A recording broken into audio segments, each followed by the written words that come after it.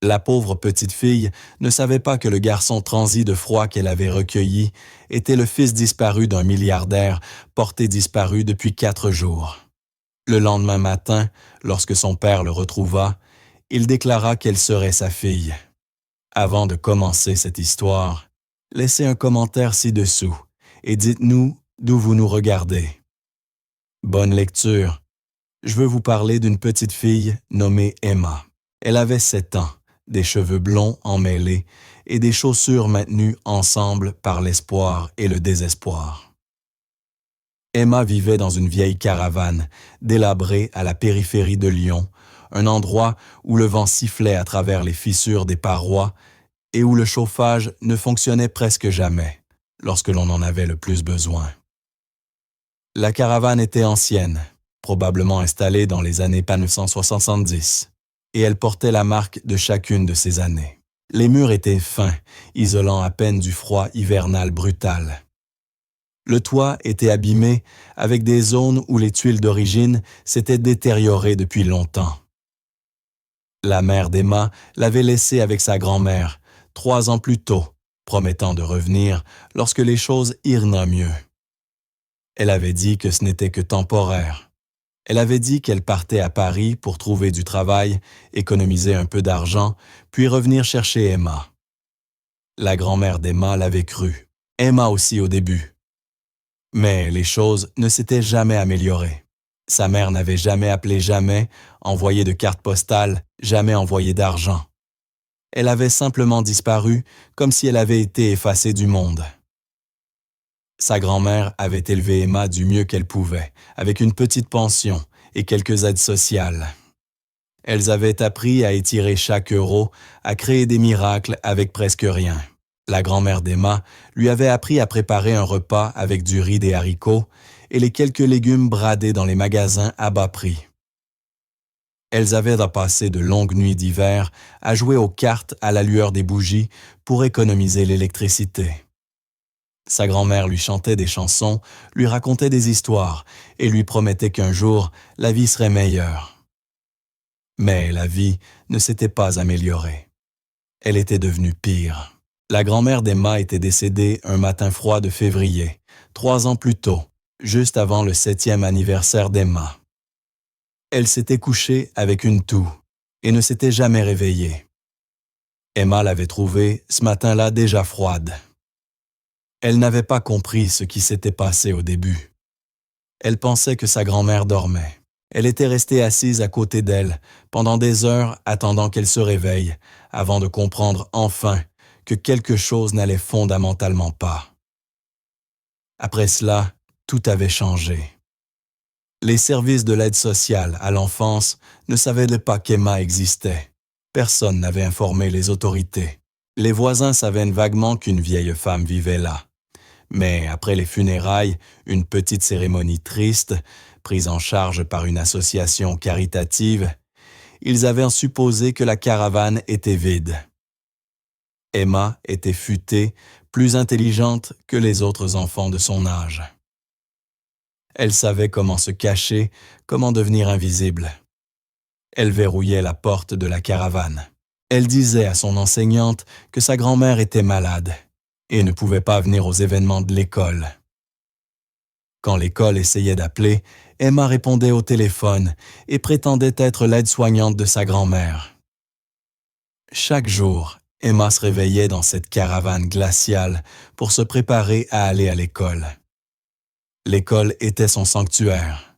C'était chaud, c'était sûr. Elle s'asseyait dans la classe et absorbait la chaleur comme si c'était un objet de luxe, s'enveloppant dedans comme d'une couverture. Elle mangeait lentement le repas de la cantine scolaire, savourant chaque bouchée, parce qu'elle ne savait pas quand viendrait son prochain vrai repas. Le déjeuner de l'école était souvent le seul vrai repas qu'elle mangeait dans la journée. Elle était devenue une experte du rationnement. Un paquet de biscuits bon marché pouvait durer 3 jours si elle était assez disciplinée. Une boîte de haricots pouvait durer 5 jours si elle mangeait très prudemment.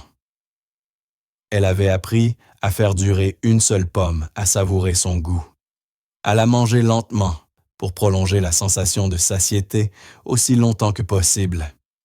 Mais nous étions maintenant en décembre, le mois de décembre, le plus froid que la région ait connu depuis 20 ans. Les bulletins météo mettaient en garde contre des rafales glaciales dangereuses. Les nuits étaient de brutales, plongeant en dessous de zéro. Les familles se blottissaient dans leurs maisons chauffées. Le petit radiateur électrique d'Emma, un vieux truc cabossé que sa grand-mère avait laissé, avait cessé de fonctionner depuis des semaines. Elle avait essayé de le réparer, regarder des vidéos YouTube sur son ordinateur scolaire pour apprendre à réparer des appareils, mais il était irrécupérable. Le système de chauffage de la caravane était hors d'usage. Elle s'enveloppait dans toutes les couvertures qu'elle pouvait trouver dans chaque morceau de tissu qui traînait. Elle portait 3 couches de vêtements pour dormir. Elle grelottait toute la nuit, se demandant si le matin arriverait, se demandant si son corps resterait assez chaud pour survivre jusqu'à l'aube. Ce soir-là, le 23 décembre, alors que la neige commençait à tomber, chose inhabituelle pour Lyon, Emma était blottie sous 3 couvertures, portant un manteau d'hiver à l'intérieur même de la caravane, lorsqu'elle entendit quelque chose. Un petit bruit, presque comme un pleur, mais si faible qu'elle pensa d'abord l'avoir imaginé. Le vent hurlait dehors, et elle se demanda si le son n'était pas simplement le vent qui lui jouait des tours. Mais quelque chose en elle l'obligea à écouter plus attentivement. Elle se leva ses pieds nus, touchant le sol glacé de la caravane, et alla jusqu'à la fenêtre. Ses pieds étaient engourdis. Elle ne les sentait plus. À travers la vitre givrée, elle distinguait à peine une silhouette. Une petite forme, trébuchant dans la neige à une dizaine de mètres de sa caravane. Un autre enfant. Le cœur d'Emma s'arrêta net. Elle vivait dans cette caravane depuis 3 ans et n'avait jamais vu un autre enfant dans ce coin isolé, surtout pas en plein hiver. Qui laisserait un enfant dehors dans ce froid, dans cette obscurité, sans manteau, sans chaussures adaptées? Elle ouvrit la porte grinçante et le vent la frappa comme une force physique, lui arrachant presque le souffle. Le froid dépassait tout ce qu'elle avait connu. C'était un froid qui brûlait, un froid qui faisait mal aux poumons quand on respirait. À une vingtaine de mètres, à moitié enseveli sous la neige, se trouvait un petit garçon. Il ne pouvait pas avoir plus de 5 ans. Il portait des vêtements coûteux, un jean de marque, une chemise en soie déchirée et salit un pull en cachemire qui devait valoir plus d'argent que ce que la famille d'Emma avait vu de sa vie. Mais tout était trempé par la neige et l'eau glacée. Ses lèvres étaient bleues presque violettes. Ses petits poings étaient serrés si fort que ses articulations paraissaient blanches comme s'il s'accrochait à quelque chose d'invisible. Ses yeux étaient flous vitreux. Cet enfant était en train de mourir. « Bonjour » appela Emma ses dents, claquant si fort qu'elle pouvait à peine articuler. Le garçon leva les yeux vers elle, des yeux empreints d'une tristesse et d'une confusion indicible. Puis ses yeux roulèrent en arrière et il s'effondra dans la neige. Son petit corps devint totalement mou. Emma ne réfléchit pas. Une enfant de 7 ans n'est pas censée prendre des décisions de vie ou de mort. Elle n'est pas censée savoir quoi faire lorsqu'elle trouve un enfant mourant dans la neige. Mais Emma avait survécu seule pendant 3 ans. Emma savait ce que signifiait survivre. Elle courut pieds nus dans la nuit glaciale, vêtue seulement d'un manteau trop fin, et traîna le garçon jusqu'à l'intérieur de sa caravane, avec une force qu'elle ne se connaissait pas. Elle verrouilla la porte derrière eux et l'enveloppa immédiatement dans toutes les couvertures dont elle disposait. Chaque morceau de tissu de son foyer devint un outil pour garder cet enfant en vie. Le garçon était inconscient, tremblant violemment, son corps entier secoué de convulsions sous l'effet du froid. Emma n'avait pas de téléphone. Aucun moyen d'appeler au secours. Pas de connexion Internet dans la caravane. Tout ce qu'elle avait, c'était son instinct de survie d'enfant de 7 ans. Celui-là même qu'il avait gardé en vie pendant ces 3 dernières années. celui-là même qui lui avait appris à préparer des repas basiques, à gérer l'argent au centime près, à se cacher d'un système qui sinon l'aurait placé en foyer de l'ASE. Elle prit une décision qui allait changer leurs deux vies pour toujours. Une décision qui résonnerait jusqu'à la fin des temps. Elle déshabilla soigneusement le garçon, retirant ses vêtements trempés et coûteux. Son corps était dangereusement froid. Elle avait appris en regardant des vidéos en ligne que les vêtements mouillés étaient mortels en cas d'hypothermie. Elle l'enveloppa dans ses couvertures, les plus chaudes celles qu'elle réservait, pour les nuits les plus glaciales, et le serra contre elle, partageant sa propre chaleur corporelle. Elle avait compris depuis longtemps que la chaleur humaine était la médecine la plus puissante qui existe. Elle resta allongée avec lui toute la nuit, lui murmurant des mots, même s'il ne pouvait pas l'entendre, même s'il était inconscient. « Tu es en sécurité maintenant », chuchotait-elle encore et encore. « Je ne sais pas d'où tu viens, mais tu es en sécurité avec moi. Je te promets que je ne laisserai rien t'arriver. Tu vas t'en sortir, tu vas survivre, je ne te laisserai pas mourir, je te le promets. » Elle tenait le garçon contre sa poitrine, sentant son cœur battre de moins en moins frénétiquement. Elle sentait son corps se réchauffer peu à peu grâce à sa propre chaleur. Les heures passaient, la nuit semblait sans fin.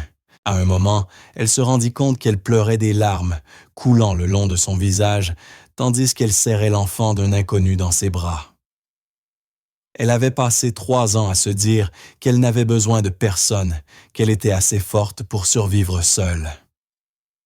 Mais en tenant ce garçon, elle comprit quelque chose de fondamental sur le lien humain.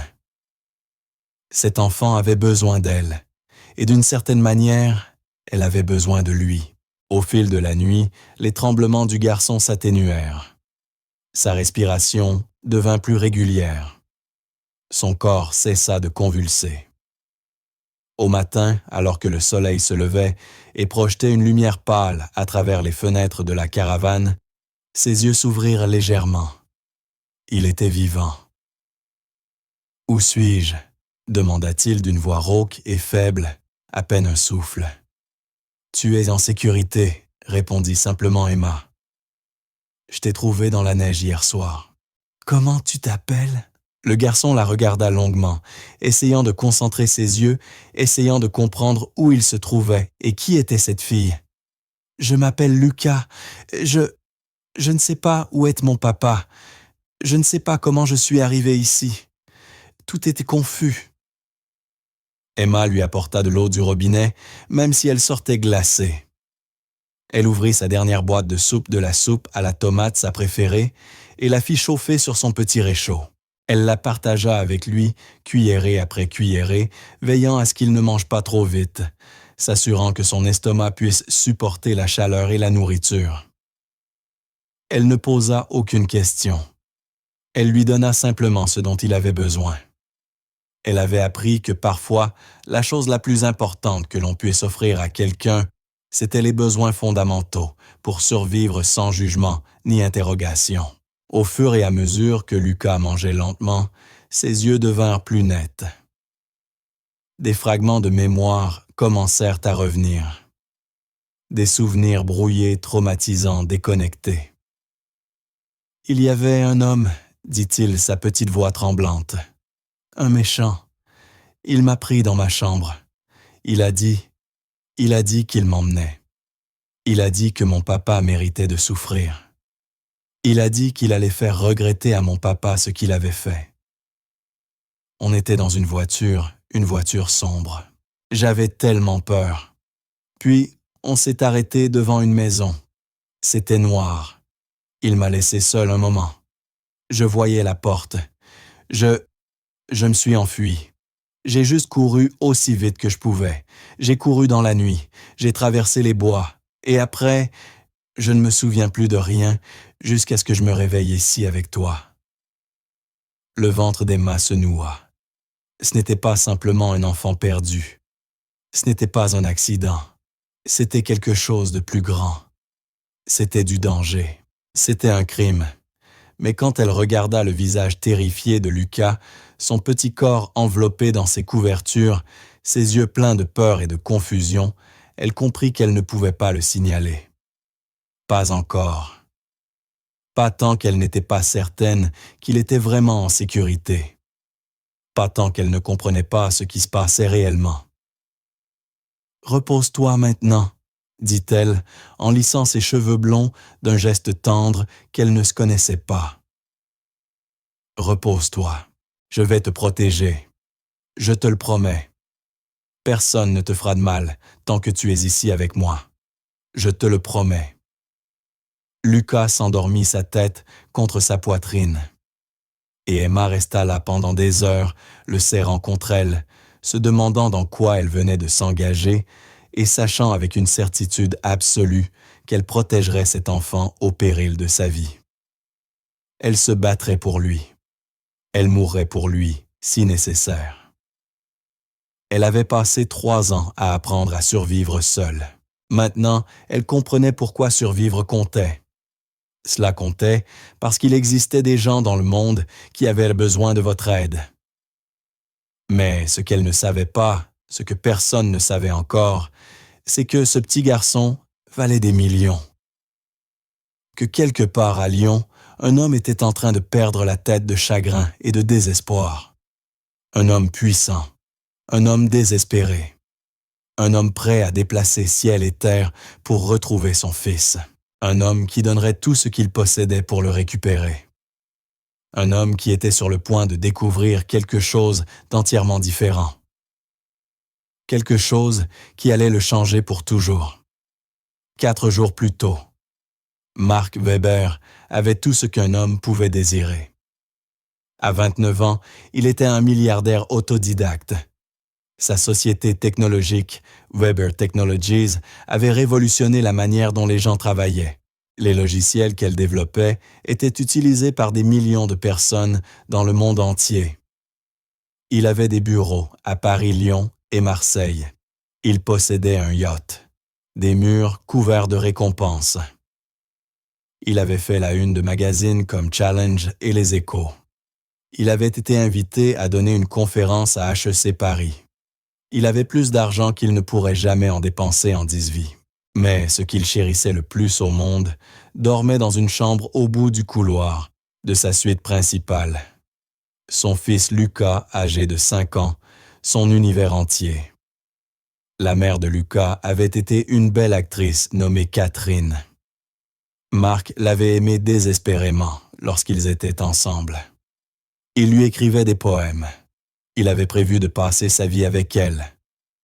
Mais Catherine avait choisi sa carrière plutôt que leur famille. Elle avait obtenu un rôle dans un grand film, un rôle qui l'obligerait à partir en tournage pendant des mois. Elle avait choisi le rôle. À la naissance de Lucas, Catherine avait renoncé à ses droits parentaux. Elle voulait être libre de ses responsabilités de mère. Mark avait demandé la garde exclusive. Il avait gagné. Et il avait été père célibataire depuis. Cela ne le dérangeait pas une seule seconde. Lucas était son univers. Lucas était la raison pour laquelle il travaillait si dur. Lucas était la personne qu'il voulait rendre fière plus que tout. Le matin où Lucas disparut, Mark était dans son bureau au centre de Lyon lorsqu'il reçut un appel de la nounou. Elle s'appelait Patricia et travaillait pour eux depuis 2 ans. Professionnelle fiable, digne de confiance. Sa voix tremblait. « Monsieur Weber, Lucas n'est pas dans sa chambre. Je ne le trouve nulle part. La porte était verrouillée de l'intérieur, mais il n'est pas là. Je ne comprends pas. Je l'ai vérifié, à 20h hier soir, il dormait. J'ai verrouillé la porte, comme toujours, pour éviter qu'il ne se promène. Ce matin, j'ai ouvert la porte, et son lit est vide. Sa fenêtre est ouverte. Monsieur Weber, je crois que quelqu'un l'a emmené. » Mark avait cru qu'elle plaisantait. Puis il comprit qu'elle ne plaisantait pas. Son sang se glaça. Il n'arrivait plus à respirer.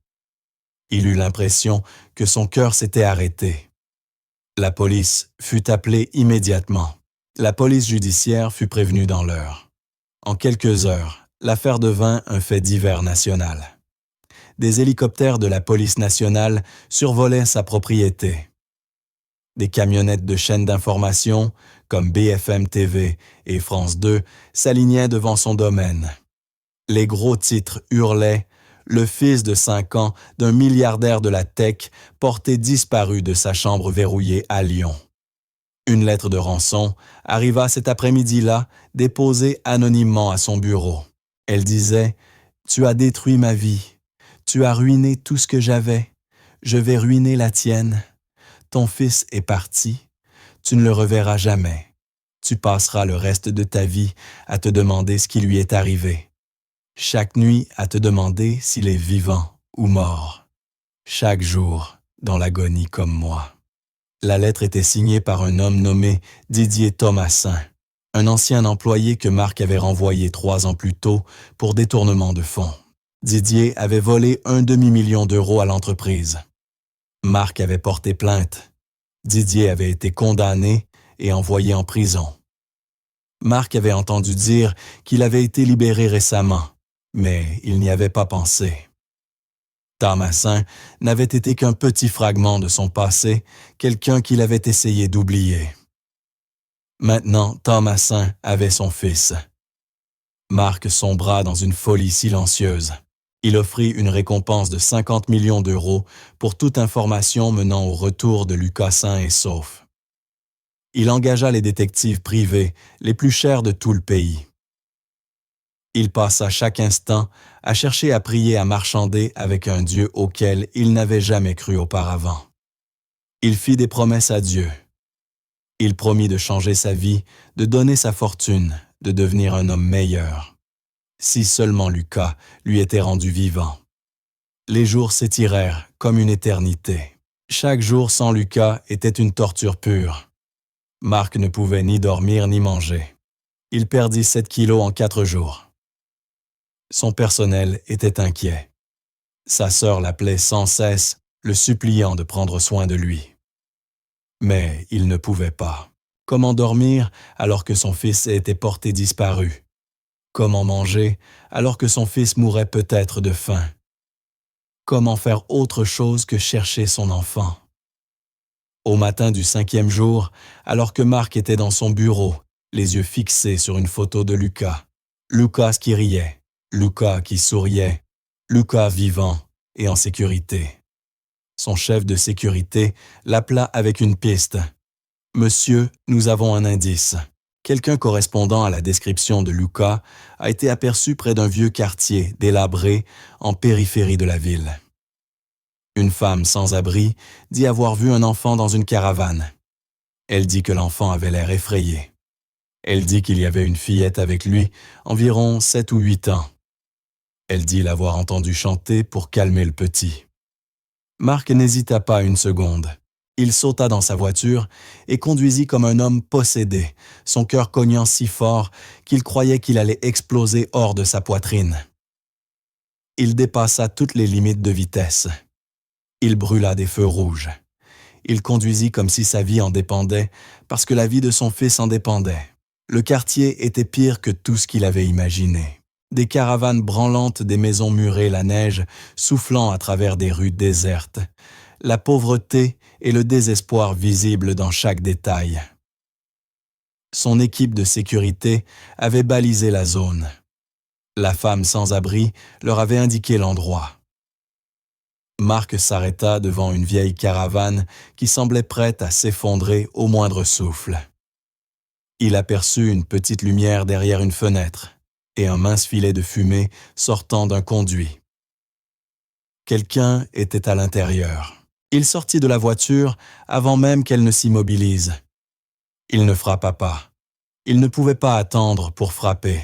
Frapper demandait de la patience. Et la patience était un luxe qu'il n'avait plus. Il poussa la porte qui s'ouvrit d'un coup. Et là, sur un lit improvisé dans un coin, se trouvait son fils. Lucas était éveillé. Il était pâle, maigre mais vivant. Plus que vivant, il était chaud. Il était tenu contre une petite file blonde. La fillette leva les yeux vers Marc, des yeux immenses, terrifiés et défiants, à la fois comme si elle était prête à protéger cet enfant de son propre corps si nécessaire. « Papa !» hurla Lucas, et il se jeta vers Marc avec la désespération brute qu'un enfant disparu pendant 5 jours pouvait ressentir. Marc tomba à genoux et Lucas se précipita dans ses bras. Marc serra son fils comme s'il était fait de verre soufflé, comme s'il pouvait disparaître s'il le lâchait. Il le serra comme si sa propre vie en dépendait. « Mon bébé, je suis là. Je suis là. Tu es en sécurité. Tu es en sécurité. » Sanglotait Marc, répétant les mêmes mots encore et encore, son corps entier secoué par l'émotion. Lucas pleurait aussi. « Papa, j'avais tellement peur, j'avais tellement froid. Et puis Emma m'a trouvé. Emma m'a sauvé. Elle m'a gardé au chaud. Elle m'a donné à manger.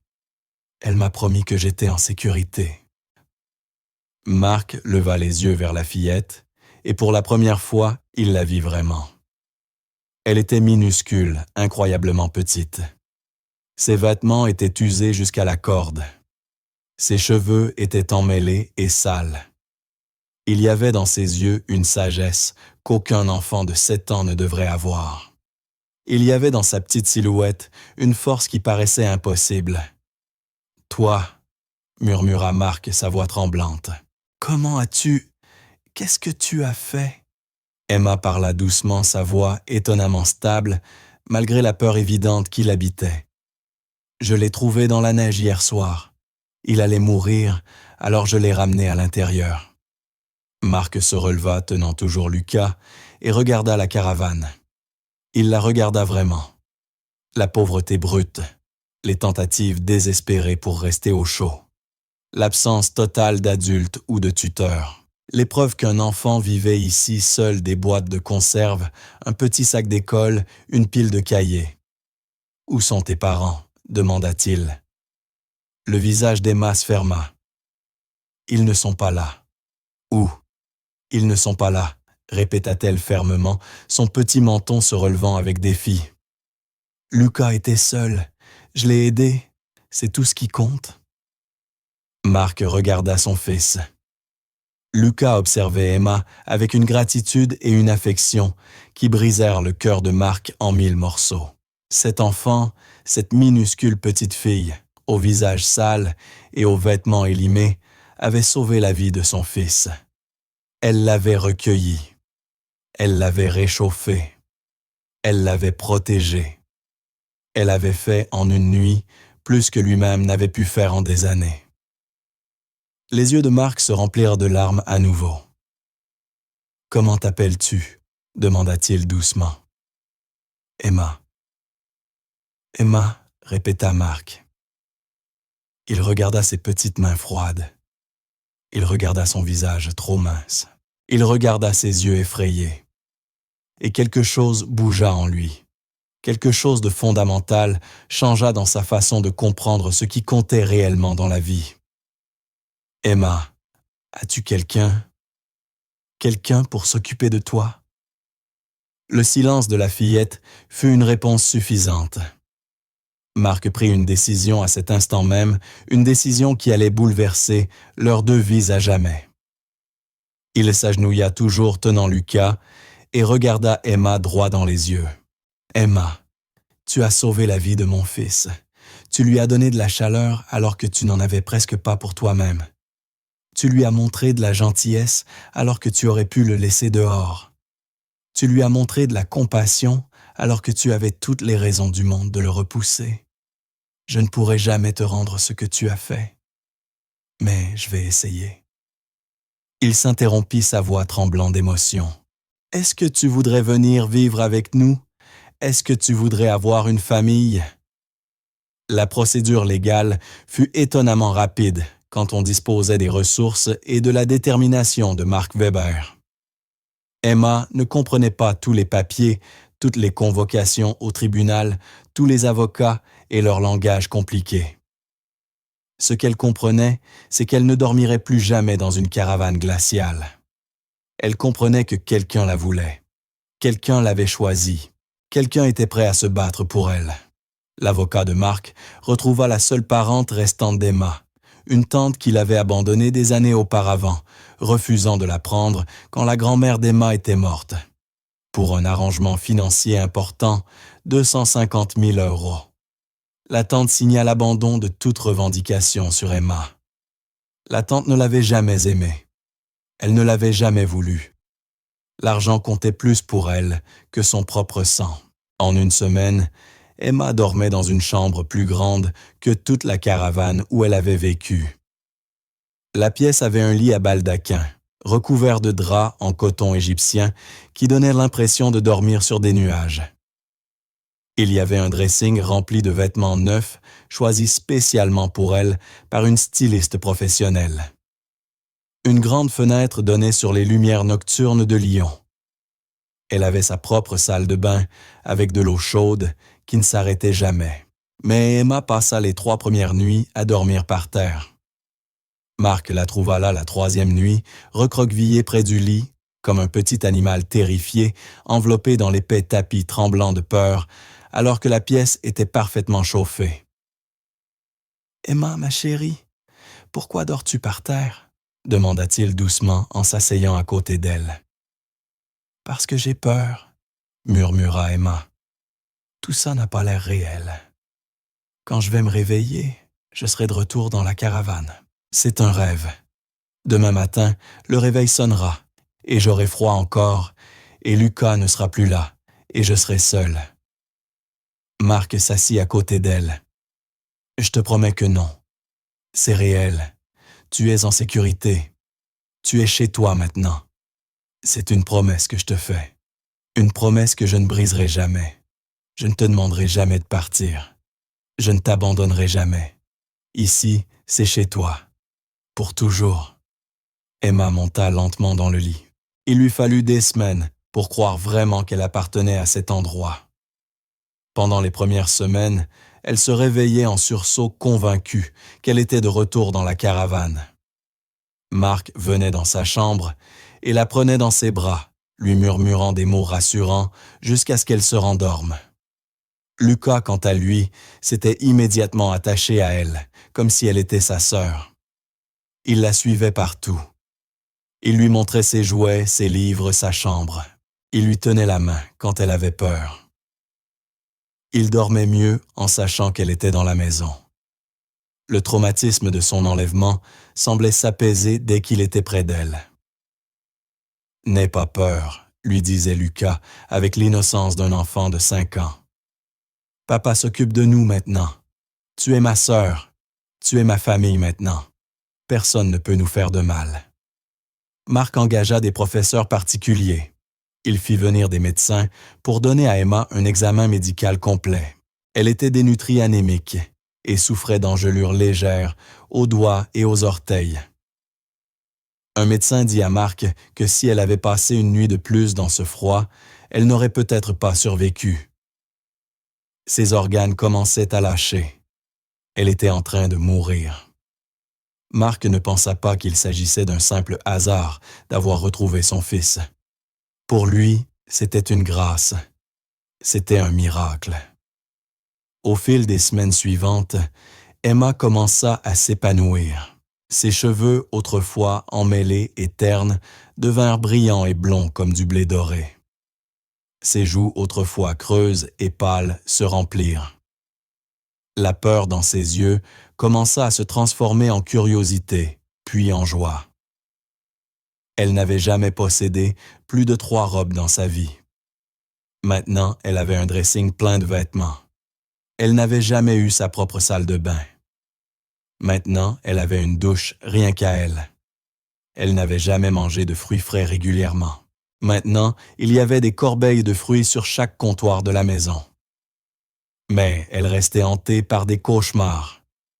Elle se réveillait en hurlant que le froid revenait, qu'elle gelait, qu'elle était de nouveau seule.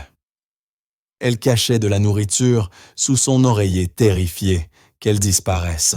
Elle demandait à Mark encore et encore « Tu ne vas pas me renvoyer, n'est-ce pas? Tu ne vas pas m'abandonner, tu ne vas pas changer d'avis. Et Marc la prenait dans ses bras et disait « Jamais, pas une seule fois.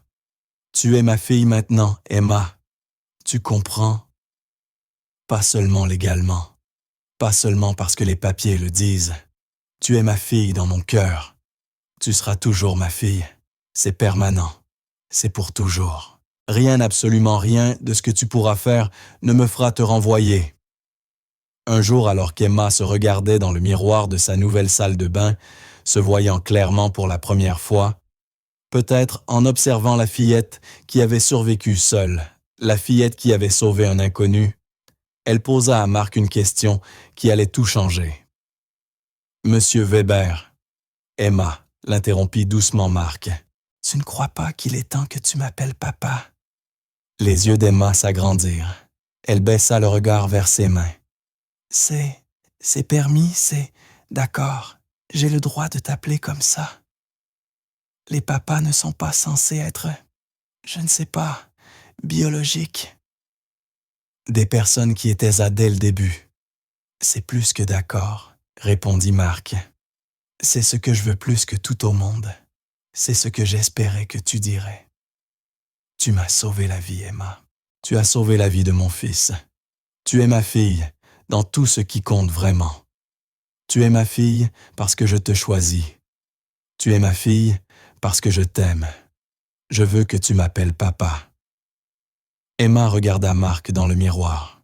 « D'accord, » dit-elle doucement. « D'accord, papa. » Cette même semaine, Marc rendit tout officiel. Il engagea le meilleur avocat spécialisé en droit de la famille à Lyon. Les documents d'adoption furent de traiter rapidement. Emma Weber n'était plus une enfant placée. Elle n'était plus un numéro dans le système. Elle était légalement, irrévocablement, définitivement sa fille. L'État le reconnut. La loi le reconnut. Et plus important, que tout son cœur le reconnut. Le juge qui finalisa l'adoption avait les larmes aux yeux en signant les papiers. Cela faisait 30 ans qu'il exerçait. Il avait présidé d'innombrables batailles de garde, des divorces, des conflits familiaux. Mais cette affaire était différente. Cette affaire parlait d'un amour qui transcendait les circonstances. Cela parlait d'un homme choisissant de sauver une enfant qui n'était pas biologiquement la sienne. Cela parlait de la puissance de la bonté humaine. « Je suis honoré de finaliser cette adoption », déclara le juge.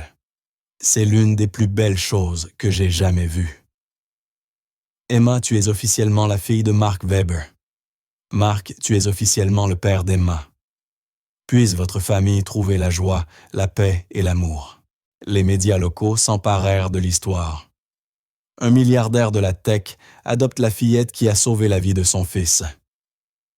L'histoire devint virale sur les réseaux sociaux en quelques heures. Les hashtags explosèrent. Les chaînes d'information du monde entier la relayèrent. Les gens furent bouleversés. C'était un conte de fées dans un monde qui manquait cruellement de contes de fées. On écrivit des poèmes sur elle. On fit des vidéos. Des célébrités partagèrent l'histoire avec des millions d'abonnés. Des musiciens composèrent des chansons en hommage au courage d'Emma. Des artistes peignirent le moment où elle avait trouvé Lucas dans la neige.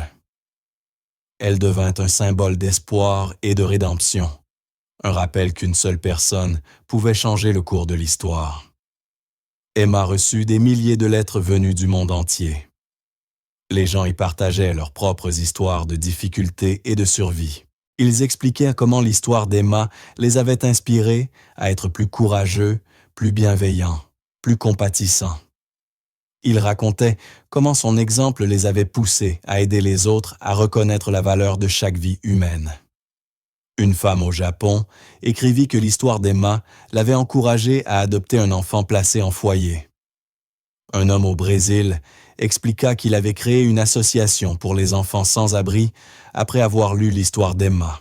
Les ondes de ce seul acte de gentillesse se propagèrent à travers le globe, touchant des vies d'une manière qu'Emma n'aurait jamais pu imaginer. Mais ce que personne ne savait, ce qu'Emma elle-même commençait à peine à comprendre, c'est que ce n'était que le début. qu'on lui avait offert une seconde chance, et que cette seconde chance s'accompagnait d'opportunités dont elle n'aurait jamais osé rêver. Que son destin ne faisait que commencer à se déployer. Marc l'inscrivit dans l'école privée la plus prestigieuse de Lyon. En quelques mois, ses professeurs furent stupéfaits. Emma était extraordinaire. Elle avait un intellect qui semblait fonctionner sur un tout autre niveau que celui des autres enfants. Elle pouvait résoudre des problèmes de mathématiques qui faisaient peiner des élèves de troisième. Elle avait une mémoire quasi photographique. Elle comprenait des notions scientifiques qui ne sont normalement enseignées qu'au lycée. Elle lisait sans relâche, dévorant des livres de physique, de mathématiques et de philosophie. « Votre fille est exceptionnelle », dit le directeur à Marc lors d'un rendez-vous. En 30 ans de carrière dans l'éducation, je n'ai vu que très peu d'esprits comme le sien. Elle n'est pas seulement intelligente, Monsieur Weber. C'est un génie, une véritable enfant prodige. Je recommanderais un niveau avancé dans toutes les matières. Je recommanderais aussi des cours particuliers avec les pédagogues les plus qualifiés que nous puissions trouver. Elle a le potentiel de faire des choses que très peu d'êtres humains sont capables d'accomplir. Marc n'était pas surpris. Il avait toujours senti qu'il y avait quelque chose de spécial chez elle. Quand elle avait trouvé Lucas dans la neige, ce n'était pas de la chance. C'était de l'instinct. C'était de la bonté. C'était le fruit d'un esprit qui comprenait la complexité et la nature humaine mieux que la plupart des adultes. Au fil des mois puis de l'année, Emma se transforma, passant de l'enfant de rue traumatisé à une jeune fille sûre d'elle. Elle avait un père qui l'aimait. Elle avait un frère qui l'adorait. Elle avait la sécurité, la chaleur, les opportunités et l'éducation. Elle avait tout ce qu'elle n'avait jamais eu auparavant. Mais elle n'oublia jamais d'où elle venait. Parfois, les nuits froides, elle pensait à la caravane. Elle repensait aux nuits où elle grelottait seule. Alors, elle serrait Lucas un peu plus fort dans ses bras, reconnaissante que le destin les ait réunis. Elle regardait son propre reflet et reconnaissait à peine la fillette qui la fixait. Une fillette aux cheveux brillants, au regard lumineux, avec un avenir rempli de possibilités. Elle ne savait pas que le destin n'en avait pas fini avec son histoire. Elle ne savait pas que les plus grandes surprises étaient encore à venir. C'est la sœur de Marc, Victoire, qui remarqua la première quelque chose d'étrange chez Emma. Victoire était psychologue clinicienne avec un cabinet à Paris. Elle avait un doctorat en psychologie, avait publié de nombreux articles sur le traumatisme et la résilience. Elle était descendue à Lyon pour passer quelques jours avec son frère et sa nouvelle famille agrandie. Elle aimait profondément Marc. Elle adorait Lucas et elle fut immédiatement fascinée par Emma. Emma était brillante. Oui, cela sautait aux yeux de quiconque passait 5 minutes avec elle. Mais il y avait autre chose, quelque chose dans son regard. Une profondeur, une conscience qui semblait bien plus ancienne que ses 8 ans.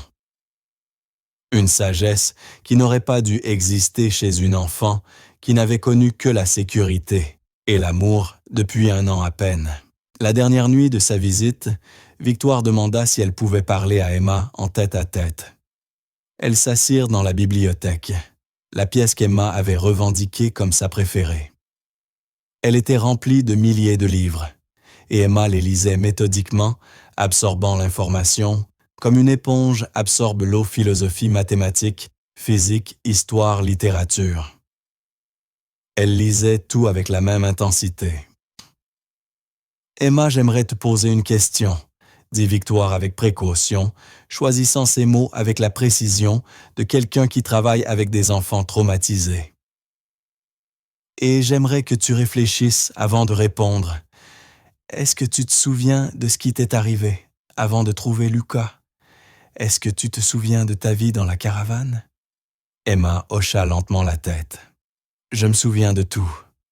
Raconte-moi, » dit doucement Victoire. Emma se mit à parler. Elle décrivit la faim, cette faim tenace, incessante, qui ne disparaissait jamais. le froid, la peur, la certitude que personne ne viendrait la sauver. La manière dont elle avait appris à devenir invisible, à prendre le moins de place possible, à anticiper ce que les autres attendaient d'elle.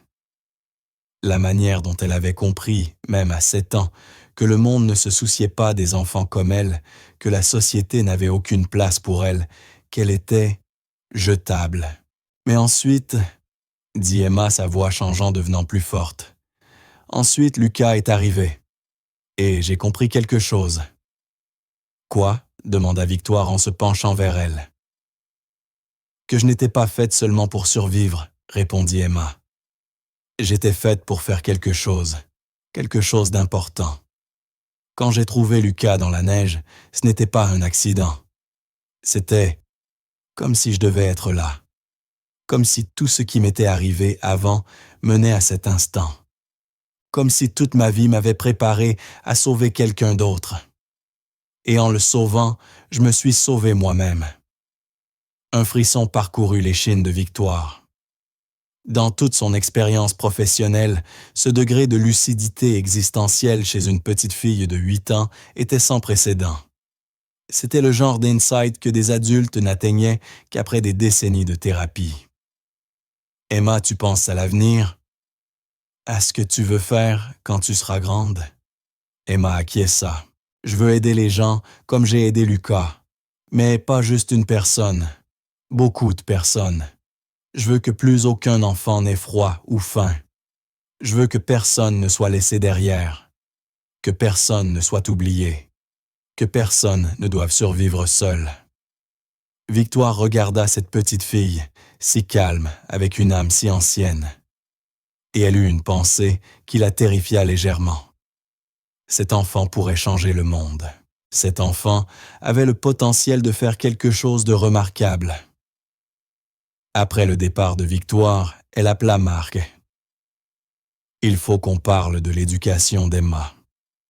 L'école classique ne sera pas suffisante pour elle. Elle n'est pas seulement intelligente, Marc. Elle est destinée à quelque chose d'extraordinaire. » Marc écouta sa sœur lui exposer un plan court particulier en mathématiques avancées, physique et philosophie programme pour élèves précoces à l'université locale. Mentorat avec des chercheurs et professeurs renommés, formation en leadership et transformation sociale. « Tu es en train d'élever une future dirigeante, » lui dit Victoire. « Peut-être même une visionnaire. Ne gâche pas ce potentiel. » Marc prit les conseils de sa sœur très au sérieux. Au cours des 2 années suivantes, la vie d'Emma se transforma en quelque chose qui ressemblait à un programme intensif de développement de génie. Elle travailla avec des tuteurs qui lui enseignaient des notions de niveau universitaire. Elle assista à des conférences pour étudiants avancés à l'Université de Lyon. Elle commença à publier de courts articles sur l'enseignement des mathématiques dans des revues académiques. À 10 ans, elle contribuait déjà à des discussions intellectuelles dont la plupart des adultes ne faisaient jamais partie.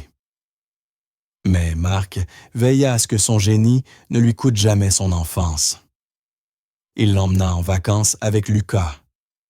Il assistait à leurs événements scolaires. Il s'assurait qu'ils sachent qu'on pouvait réussir sans renoncer à l'amour. Il leur montrait que l'intelligence sans compassion était vide. Un jour, alors qu'Emma avait 10 ans, elle posa à Marc une question qu'elle semblait garder en elle depuis longtemps. « Papa, pourquoi tu m'as gardé? Tu n'étais pas obligé. Tu aurais pu me remercier et me renvoyer dans le système, mais tu ne l'as pas fait. Pourquoi? » Marc prit le temps de réfléchir. Il voulait être sincère. Il s'assit près d'elle et prit ses petites mains dans les siennes. « Parce que quand je t'ai vu dans cette caravane, j'ai vu quelque chose au-delà de la gratitude. J'ai vu une fillette qui n'avait rien et qui était prête à tout risquer pour sauver un inconnu. Ce genre de caractère, ce genre de bonté, c'est rare, Emma. Plus rare que l'intelligence, plus rare que le talent, plus rare que tout ce que l'argent peut acheter. Je voulais le nourrir. Je voulais te donner toutes les chances de devenir celle que tu es destinée à être. » Il marqua une pause. « Mais aussi parce que tu es ma fille. Pas par gratitude, pas par obligation. Parce que je t'aime, parce que tu as ta place avec nous. Parce que le jour où je t'ai rencontré a été l'un des plus beaux jours de ma vie. Parce que tu m'as montré ce qui compte vraiment. Tu m'as montré que tout mon argent, toute ma réussite, tous mes accomplissements ne valaient rien comparé au simple fait de sauver une vie. » Emma resta silencieuse un long moment. Puis elle dit, « Je suis contente d'avoir trouvé Lucas dans la neige. »« Moi aussi, » répondit Marc. « Moi aussi, ma chérie. » Quand Emma eut 12 ans, Marc décida d'emmener ses 2 enfants dans les Alpes suisses. Il loua un chalet privé et pendant 2 semaines, ils vécurent comme dans une bulle de bonheur parfait, protégés du monde et de ses exigences. Luca avait maintenant 14 ans, grand élancé athlétique avec les yeux perçants de son père et les cheveux sombres de sa mère. Il révélait déjà des signes de l'acuité stratégique de Marc, sa capacité à voir des solutions où d'autres ne voyaient que des problèmes. Mais il avait aussi hérité d'Emma quelque chose d'essentiel, un dévouement farouche envers les autres, un engagement à utiliser son intelligence et ses privilèges pour le bien. Emma était brillante et belle, dotée d'un calme qui attirait les gens vers elle. Elle était devenue une jeune fille, à la confiance tranquille, avec la certitude de connaître sa place dans le monde et la détermination de lui donner un sens. Elle lisait toujours avec voracité, repoussant sans cesse les limites de ce qu'une enfant de 12 ans était censée savoir. Elle avait commencé à écrire des articles sur la politique sociale, l'économie de la pauvreté, les systèmes qui enfermèrent les enfants dans des cycles de désespoir. Un soir, alors que Marc regardait ses enfants jouer dans la neige devant le chalet, il fut frappé par une pensée profonde qui mûrissait en lui depuis des années. Emma et Lucas n'étaient pas seulement frères et sœurs, au sens traditionnel. Ils étaient des âmes sœurs. Ils s'étaient sauvés mutuellement. Ils avaient changé la vie l'un de l'autre de manière irréversible. Sans Emma, Lucas serait mort cette nuit-là. Sans Marc, retrouvant Lucas. Emma vivrait encore dans une caravane glaciale, son génie invisible, son potentiel inexploité. Et sans les avoir tous les deux trouvés, Marc serait resté un homme creux, prospère sur le papier, mais vide dans son âme, mesurant sa valeur à des bilans trimestriels plutôt qu'à l'amour qu'il donnait et recevait. Ce soir-là, une fois les enfants endormis, Marc s'assit avec une bouteille de vin et réfléchit à sa vie. Il était milliardaire. Il avait tout ce qu'il avait toujours voulu. Mais ce qu'il chérissait le plus, c'était la famille inattendue que le destin lui avait offerte. Il sortit son téléphone et appela son avocat. « Je veux modifier mon testament, » dit-il. « Je veux m'assurer que si jamais il m'arrive quelque chose, Emma soit entièrement protégée. Je veux qu'elle ait accès à toute l'entreprise, les biens immobiliers, les comptes, tout. »« Monsieur Weber, êtes-vous sûr ?» demanda prudemment son avocat. « Juridiquement, c'est votre fille adoptive. La plupart des personnes très fortunées créent un trust séparé pour les enfants adoptés. C'est la pratique standard. »« Je me fiche de ce que font les autres, » répondit Marc fermement. « Elle est ma fille à égalité. C'est ainsi que ça doit être. Aucun trust séparé. Aucune distinction. Emma Weber est ma fille et elle mérite d'être traitée exactement comme un enfant biologique. Changez le testament. » L'avocat s'exécuta. Le lendemain matin, Marc se réveilla en réalisant qu'il avait fait le bon choix. Emma n'était pas seulement sa fille adoptive. Elle était la réponse à une question qu'il se posait depuis toute sa vie. Que signifie vraiment compter? Que signifie laisser un héritage qui ne soit pas seulement financier, mais humain? Que signifie être un être humain? Cet après-midi-là, Marc appela Emma dans son bureau privé. « Ma chérie, j'aimerais te dire quelque chose, dit-il. » « quelque chose d'important. Emma s'assit en face de lui, ses yeux intelligents emplis de curiosité. Je réfléchissais, continua Marc, à la manière dont notre famille s'est formée aux choix que nous avons faits. Et je réalise que tu as toujours su la vérité sur ton passé. Tu te souviens de la caravane. Tu te souviens du froid. Tu te souviens de la solitude. Emma hocha la tête. Oui, parfois j'en rêve encore, mais ça ne me fait plus peur. Je suis heureux, répondit Marc, parce que je veux que tu saches autre chose. L'entreprise, l'argent, tout ça est secondaire. Ce qui compte, c'est que tu sois ici, que tu sois ma fille, que je puisse te voir devenir la femme que tu es destinée à être. Marc se leva et marcha jusqu'à la fenêtre qui donnait sur le paysage suisse. « Je veux que tu me promettes quelque chose, dit-il. Promets-moi que quoi qu'il arrive, peu importe l'argent que tu obtiendras ou le pouvoir que tu auras, tu n'oublieras jamais d'où tu viens. Promets-moi que tu utiliseras les dons que tu as reçus pour aider les autres. Tous les autres. Pas seulement ceux dont la société se soucie, mais aussi ceux qu'elle oublie. Les invisibles, les oubliés, ceux qui vivent dans des caravanes sous la neige. » Emma se leva et l'enlaça. « Je te le promets, » murmura-t-elle. 25 ans plus tard, Emma Weber se tenait devant une foule de 5000 personnes lors de l'inauguration de la fondation Emma Weber pour les enfants sans abri. Elle avait 37 ans maintenant, vêtue d'une simple robe noire, ses cheveux blonds attachés derrière sa tête. Elle avait l'intelligence de son père et la bonté de sa mère, une bonté héritée non par le sang, mais par l'expérience, par le fait d'avoir appris ce que cela signifiait de sauver quelqu'un. Elle était diplômée du MIT, avec des licences en mathématiques et en politique sociale. Elle avait travaillé 3 ans chez McKinsey avant de réaliser que le conseil n'était pas sa vocation. Elle avait passé 1 an à voyager dans des pays en développement, à comprendre la pauvreté, à comprendre les systèmes qui emprisonnaient les enfants dans des cycles de désespoir. Elle avait vu des choses qui lui avaient brisé le cœur et renforcé sa détermination. Puis à 30 ans, elle avait demandé à son père d'obtenir sa part d'héritage plus tôt. « Qu'est-ce que tu vas faire ?» avait demandé Marc. « Changer le monde ?» avait simplement répondu Emma.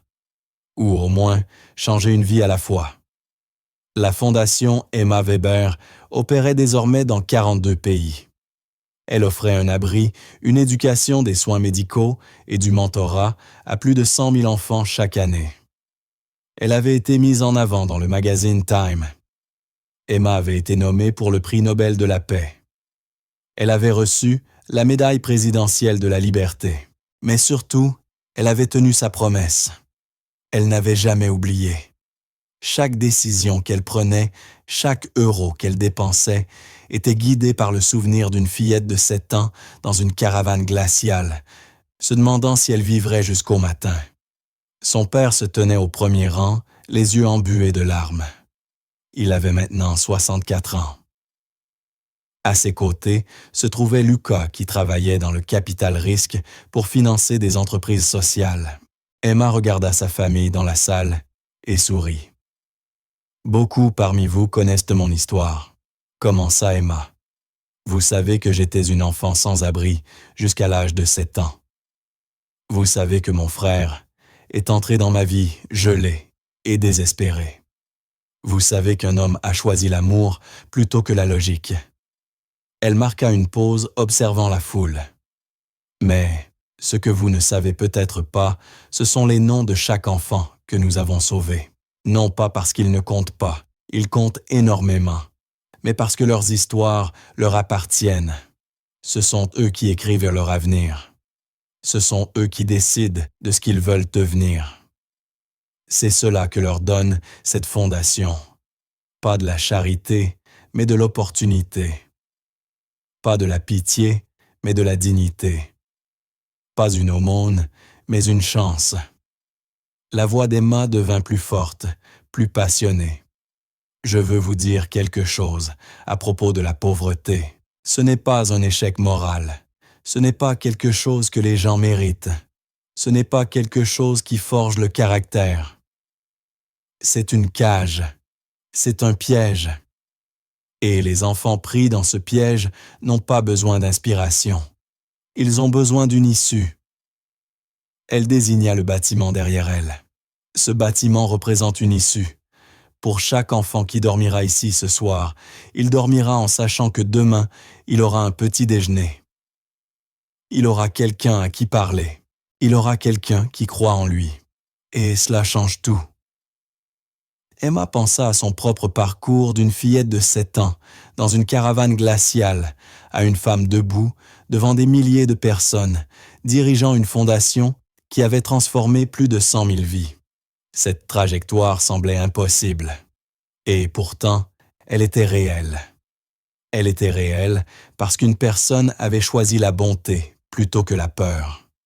Une personne avait décidé d'agir plutôt que de détourner le regard. On m'a donné une seconde chance, continua Emma.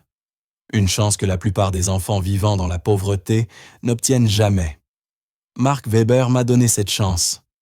Pas parce que je la méritais plus qu'un autre, mais parce qu'il m'a vu, réellement vu.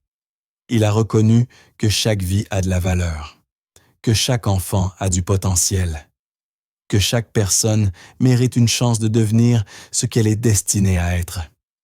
Elle regarda droit dans la caméra. Si vous regardez ceci et que vous voyez un enfant qui a besoin d'aide, je vous en prie, ne détournez pas le regard. Ne vous dites pas que ce n'est pas votre responsabilité parce que ça l'est. Nous sommes tous responsables les uns des autres. Nous sommes tous responsables de faire en sorte qu'aucun enfant n'ait à survivre seul dans le froid. Emma s'interrompit, les yeux brillants de larmes. Je veux dédier cette fondation à mon père Mark Weber, qui m'a montré que l'amour n'est pas un sentiment. L'amour est une action, un sacrifice, le choix d'aider quelqu'un même si cela vous coûte quelque chose. Le choix de voir l'humanité d'un inconnu et d'y répondre avec compassion. Elle se tourna vers Mark au premier rang et leurs regards se croisèrent. « Merci, papa. Merci de m'avoir sauvé la vie. Merci de m'avoir donné une famille. Merci de m'avoir appris ce que signifie vraiment compter. » La foule explosa. Des gens pleuraient. Certains se levèrent pour applaudir. D'autres se mirent à genoux bouleversés par la puissance de ses mots et le poids de son histoire. Ce n'était pas seulement une cérémonie d'inauguration. C'était un moment de transformation. Un moment où les gens se sentaient appelés à être meilleurs à faire plus, à aider ceux qui avaient de besoin d'aide. Après la cérémonie, alors qu'Emma recevait les félicitations de dignitaires et de membres du conseil de la Fondation, Mark la trouva. Il l'emmena dans un coin tranquille, à l'écart des caméras et de la foule. « Je suis tellement fier de toi, » dit-il simplement. « Pas pour ce que tu as accompli, mais pour ce que tu es. Tu es devenue exactement la personne que j'ai toujours su que tu deviendrais. » Emma serra son père dans ses bras. « Je n'aurais jamais pu faire tout cela sans toi, » dit-elle. « Sans Lucas, sans la seconde chance que vous m'avez donnée. » Plus tard dans la soirée, Emma était assise seule dans son bureau au siège de la Fondation. Sur son bureau, plusieurs photos, la caravane où elle avait vécu, conservées comme un mémorial. Celle où Mark retrouvait Lucas dans ses bras, celle du jour de leur adoption, celle de sa remise de diplôme au MIT, celle de l'ouverture de la Fondation, celle de sa remise de la médaille présidentielle de la liberté par le président des États-Unis. Une vie racontée en images, du néant à tout. Elle pensa à la femme qui lui avait donné la vie, sa mère biologique. Elle était partie, oui, mais elle avait laissé à Emma quelque chose de précieux, l'instinct, l'intuition, la compréhension que la connexion humaine valait plus que tout, que l'amour, le vrai, pouvait transcender les circonstances et transformer des existences. Mark frappa à l'encadrement de la porte. « Je me doutais que je te trouverais ici, » dit-il. « Salut papa, » répondit Emma.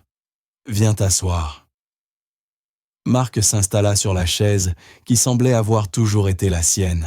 Ils restèrent un instant silencieux, simplement présents l'un à l'autre dans cet espace qu'ils avaient construit ensemble. « Je voulais te remercier, » dit Emma, « pour tout. Pour avoir cru en moi, pour avoir vu en moi quelque chose que je ne voyais pas encore, pour m'avoir choisi, pour m'avoir aimé. » Marc secoua la tête. « Emma, c'est toi qui m'as sauvé. Tu as sauvé Lucas. Tu as sauvé des centaines de milliers d'enfants. Je ne t'ai donné qu'un foyer et un nom. Tout le reste, c'est toi qui l'as accompli. »« Ce n'est pas vrai, » répondit Emma doucement. « Tu m'as donné quelque chose de plus important que ça. Tu m'as donné la permission d'être moi-même. Tu m'as donné l'espace pour devenir celle que j'étais destinée à être. Tu m'as montré que l'amour est un choix. Chaque jour, tu as choisi de m'aimer. Même quand j'étais difficile. Même quand je faisais des cauchemars. Même quand je ne croyais pas être digne d'amour. Tu m'as aimé quand même. » Marc tendit la main et serra celle de sa fille. « Tu te souviens du jour où je t'ai trouvé ?» demanda-t-il. « Chaque détail, » dit Emma. « Je me souviens du froid. Je me souviens de ton visage lorsque tu as vu Lucas. Je me souviens avoir eu peur et de l'espoir en même temps. Je suis entré dans cette caravane en pensant trouver mon fils, » dit Marc. « Mais j'ai trouvé quelque chose dont j'ignorais avoir besoin. Une fille qui comprenait quelque chose de l'amour que j'avais cherché toute ma vie. Tu m'as appris que l'amour n'est pas transactionnel. Ce n'est pas une question de recevoir, c'est une question de donner. » Les yeux de Marc se remplirent de larmes. « Tu as changé ma vie, Emma. Toi et Lucas, vous avez donné un sens à mon existence. Pas à cause de ce que je pouvais vous offrir, mais parce que vous m'avez donné l'occasion d'être meilleur, d'être plus humain, de comprendre ce qui compte vraiment. » Emma contourna le bureau et serra son père dans ses bras. « On s'est sauvés mutuellement, » dit-elle. « Voilà ce que je crois. Nous étions tous perdus à notre manière et nous nous sommes trouvés dans la neige.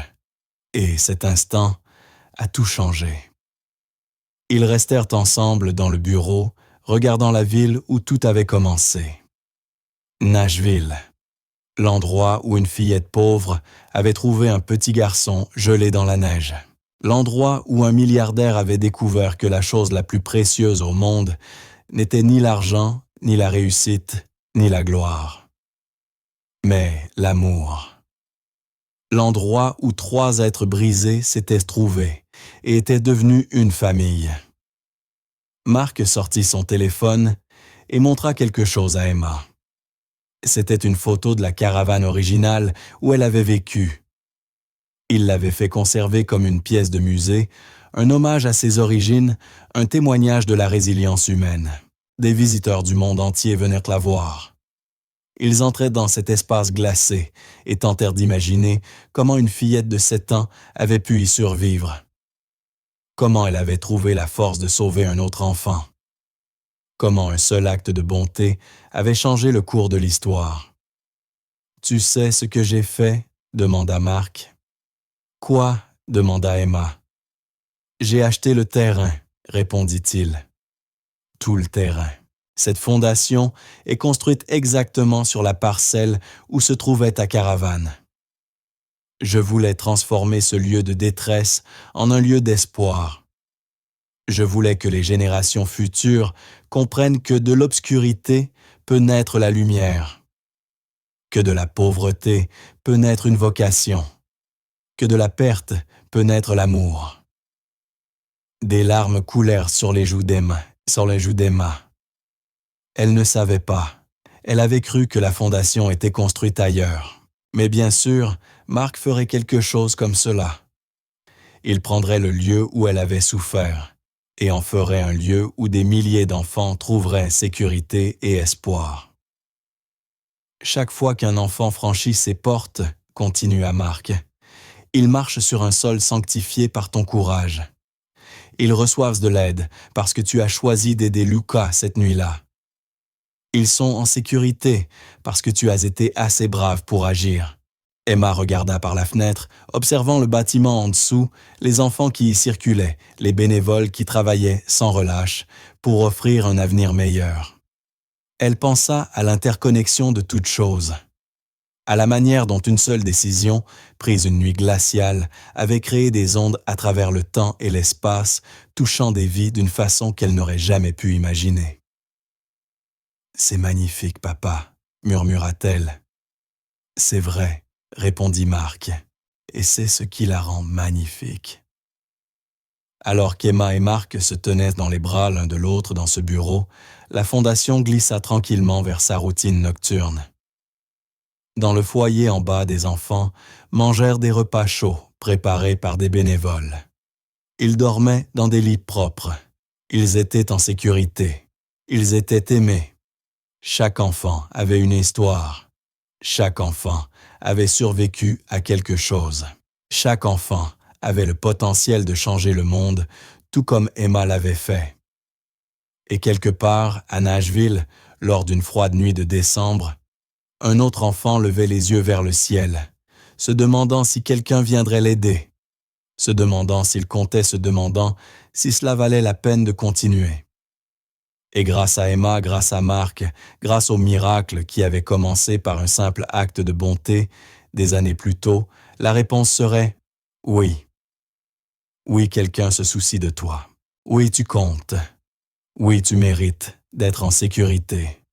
Oui, ta vie a de la valeur. L'amour était la force la plus puissante de l'univers. Pas nécessairement l'amour romantique, mais l'amour farouche, protecteur, transformateur. Celui qui ne demande rien et donne tout. Celui qui peut sauver une vie. Celui qui peut changer le cours de l'histoire humaine. Emma l'avait appris à l'âge de 7 ans, debout dans une caravane glaciale, tenant un autre enfant dans ses bras. Elle l'avait appris par l'expérience directe, par l'alchimie de la survie et du sacrifice. Elle l'avait appris non par des mots ou des leçons, mais par la connaissance fondamentale que la vie d'un autre comptait plus que son propre confort. C'était l'essence de l'amour, c'était la définition du héroïsme. Et elle avait passé le reste de sa vie à le prouver au monde, à travers sa fondation, à travers son engagement envers les enfants oubliés par la société, à travers sa volonté de donner la richesse qu'elle avait héritée, à travers chaque décision, chaque heure de travail, chaque enfant qu'elle avait aidé. L'histoire d'Emma Weber n'était pas un conte de fées, même si elle s'y apparentait. C'était une histoire vraie. Une histoire sur ce qui arrive lorsqu'une personne choisit d'agir. Une histoire sur le pouvoir de la bonté. Une histoire sur le fait que les miracles existent si l'on travaille pour eux, si l'on croit en eux, si l'on agit. C'était une histoire de gens ordinaires accomplissant des choses extraordinaires. Une histoire sur la résilience de l'esprit humain. Une histoire sur ce que signifie aimer quelqu'un au point de sacrifier sa propre sécurité, son propre confort, son propre avenir pour lui. Et peut-être qu'en lisant cette histoire, vous comprendrez quelque chose de fondamental sur vous-même. Vous comprendrez que vous aussi, vous avez le pouvoir de changer la vie de quelqu'un. Vous aussi, vous pouvez être un miracle pour quelqu'un. Vous aussi, vous pouvez choisir l'amour. Vous aussi, vous pouvez choisir d'agir plutôt que de détourner le regard. Vous aussi, vous pouvez être la personne qui sauve la vie d'un autre. Vous avez plus de pouvoir que vous ne le pensez. Vous avez plus de capacité, de compassion que vous n'en avez jamais utilisé. Vous avez la possibilité de transformer le monde entier de quelqu'un par un seul acte de bonté. Pensez au moment de votre vie où quelqu'un vous a montré de la miséricorde. Pensez aux personnes qui ont cru en vous lorsque vous ne croyiez plus en vous-même. Pensez aux fois où un simple geste de bonté a changé la trajectoire de toute votre existence. Ces moments comptent. Ces personnes comptent. Elles ont façonné celui ou celle que vous êtes aujourd'hui. Maintenant, imaginez être cette personne pour quelqu'un d'autre. Imaginez être le Marc Weber dans l'histoire de quelqu'un. Imaginez être celui qui voit le potentiel chez une personne que le monde a rejetée. Imaginez être celui qui choisit l'amour alors que la peur serait plus facile. Parce que c'est le message le plus important de l'histoire d'Emma. Cela aurait pu être n'importe qui. Cela aurait pu être vous. Le pouvoir de changer des vies n'est pas réservé aux milliardaires, ni aux célébrités, ni aux puissants. Il est accessible à toute personne ayant un cœur prêt à agir, à toute personne ayant le courage d'aider, à toute personne ayant suffisamment d'amour pour sauver un autre être humain de l'obscurité. Voilà l'héritage d'Emma Weber. Pas sa fondation, ni sa richesse, ni ses accomplissements, mais la simple vérité que des gens ordinaires peuvent accomplir des choses extraordinaires. Si vous souffrez, si vous êtes dans l'obscurité, si vous vous sentez invisible, sans valeur ou oublié, je veux que vous sachiez que vous comptez. Tu n'es pas jetable. Ta vie a de la valeur. Et il existe quelqu'un, quelque part, qui te choisirait. Quelqu'un qui verrait ton potentiel, même lorsque toi, tu n'arrives plus à le voir. Quelqu'un qui t'aimerait, non pas parce que tu le mérites, mais parce que l'amour n'est pas quelque chose que l'on gagne. L'amour est quelque chose que l'on te donne librement, sans rien attendre en retour. Si tu connais quelqu'un qui a besoin d'aide, aide-le. Ne détourne pas le regard. Ne te dis pas que ce n'est pas ta responsabilité. Sois courageux, sois bienveillant, sois le miracle dans l'histoire de quelqu'un d'autre.